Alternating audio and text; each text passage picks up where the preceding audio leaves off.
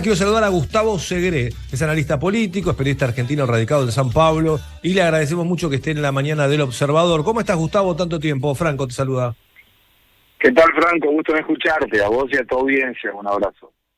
Bueno, sabes que tenía ganas de escucharte, Gustavo, porque vos seguís muy de cerca y seguiste muy de cerca en su momento la política que llevó adelante Bolsonaro. Estoy hablando de la política Sí, económica más que nada. Y mi primera pregunta sí. tenía que ver con eso. Si vos creés, dado la cercanía, la participación incluso de Bolsonaro hijo, ¿no? Que hasta estuvo en la Argentina junto a Javier Milei, si crees que Milei va a tomar en la política económica algunas de las características que tuvo en su momento Bolsonaro en Brasil, o con este nuevo equipo económico no va a ser parecido a lo que fue Bolsonaro. Me da la sensación de que hay muchas similitudes, sobre todo por el tema de la administración y el recurso, cuidar el recurso público, buscar el equilibrio fiscal, hacer corte de gastos, achicar el Estado. Esto tiene que ver mucho con lo que hizo el ministro de Bolsonaro, Paulo Guedes, una persona liberal en el concepto económico y con mucho foco en la gestión. Estimo que la intención de Milei debe ir por ese lado y obviamente es muy bien vista porque uno de los problemas crónicos de Argentina es precisamente el déficit fiscal, ¿no? En los últimos 123 años, incluimos el año 2023, solamente 10 años ha tenido superávit fiscal. Y cuando un país no cuida el recurso y tiene que financiar ese déficit permanentemente, termina en lo que termina, ¿no? Argentina dio 8 moratorias de la deuda, renegociaciones, 23 acuerdos con el FMI, 13 ceros que pierden la moneda. Entonces, cualquier gestión que enfoque el equilibrio fiscal para buscar el superávit, combatir la pobreza a partir de la generación de empleo y no del aumento del asistencialismo público, es bien visto, sinceramente es bien visto, y además al margen de las ideologías, ¿no? Estimo que todo el mundo, cuando termina la elección, ya el resultado está ahí. Lo que todos debemos hacer es desear que al presidente le vaya bien, porque si le va bien, nos va bien a todos, al margen de la Claro. ideología. Así que En yo esta comparación tengo esperanzas que va a funcionar sí. muy bien. Gustavo, en esta comparación con Brasil, pensaba, en su momento también allí mandaron una especie de ley ómnibus, ¿no? Para que un Congreso, que en Brasil en general suele estar muy fragmentado, apruebe las medidas del nuevo gobierno.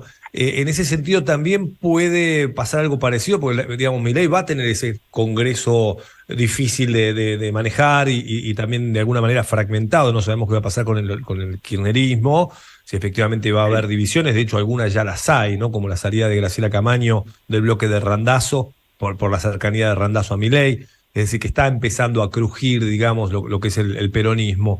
¿Crees que vamos a tener eso el 11 de diciembre, el envío de una ley marco, una ley ómnibus donde incluya un montón de aspectos relevantes de la economía y de reformas, ¿no? Ya sean tributarias o incluso las privatizaciones dentro de esa misma ley? Mira, ojalá. Hay dos gestiones que son importantes en el plano temporal de un nuevo presidente. Los primeros 100 días y el primer año. Es donde de alguna forma está la luna de miel todavía y hay que aprovechar esa luna de miel para gestionar. En el caso de Bolsonaro acá en Brasil hay una diferencia muy importante, que es la composición del Congreso, donde vos tenés 30 partidos en Senado y 28 en diputados, o al revés. ¡Qué 29 bárbaro! promedio, vamos a 30 hacerlo más fácil. partidos. No, no Entonces, sabía que hay era una tanto. delegación que se llama el Centrón, el centro, un centro grande, que determina que es más maleable a los acuerdos. Es aquel centro que no está ideológicamente muy a la izquierda ni muy a la derecha, y que es donde se apoyan los diferentes gobiernos. Por ejemplo, parte del centro, que en un momento apoyaba a Bolsonaro, hoy lo apoya a Lula, a cambio de cargos, a cambio de recursos, y eso permite una negociación, por decirlo de una forma educada, con parte de la política, pero ahí la dificultad que estimo pueda tener Milei es que él fue muy contrario a lo que denomina la casta política, que son todos menos él. Y ahí la pregunta es, ¿será que no hay alguien con el cuchillo en la boca diciendo, vos querías ir contra nosotros y ahora tenés que venir a buscar nuestro apoyo? Ese es el único temor. Pero O sea, es que muchos políticos tienen valores confusos, ¿no? Entonces, de repente algo que defendían en el pasado hoy lo apoyan, o algo que apoyaban hoy lo critican. Hay que esperar, me parece que hay que esperar. Espero que Milei también pueda rodearse, y va a tener que hacerlo, con políticos de experiencia, pragmáticos, donde se observe que el proyecto de país es más importante que la ideología. Ese es el objetivo. Gustavo, ¿y cómo va a ser la relación con Brasil y con Lula da Silva, ¿no? Que yo recuerdo algo que pasó con este gobierno, ¿no? Que tanto elogia Alberto a Lula, que cuando fue a pedir plata, Lula se le rió en público, ¿no? Y le dio un abrazo y le dijo, todo bien, pero plata no hay. Me acuerdo que pasó hace meses eso, ¿no? Entonces, Sí. digo, todo muy lindo, la amistad y la coincidencia ideológica, pero después en las relaciones internacionales, Lula hace lo que le conviene a Brasil. ¿Cómo crees vos que va a ser lo que viene ahora a partir del 10 de diciembre?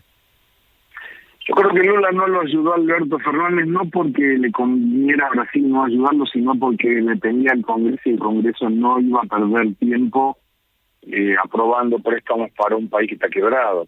Y por otro lado, no me parecía que tuviera que gastar munición política a Lula, que le hace falta todo el tiempo, para una cosa que no le representaría votos. Claro. Ideológicamente yo creo que lo hubiera apoyado. Pero Claro. las relaciones entre Brasil y Argentina son relaciones de Estado. Las simpatías entre los presidentes de turno son relaciones de gobierno. Un presidente no tiene que tener simpatía por el otro. Tienen que respetarse, tienen que trabajar en conjunto en función del beneficio de las empresas que portan un lado y del otro, porque eso es generación de empleo.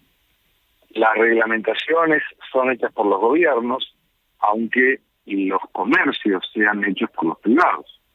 Y hay necesidades técnicas que hay que tratar, con lo cual, bueno, estamos todos a la expectativa de quién será el próximo embajador de Argentina en Brasil, para que pueda tener como tarea mantener el vínculo a pesar de las diferencias ideológicas de ambos presidentes. Gustavo, gracias por estos minutos, te mando un abrazo y gracias por atendernos hoy. A ustedes, que sigan muy bien, hasta luego.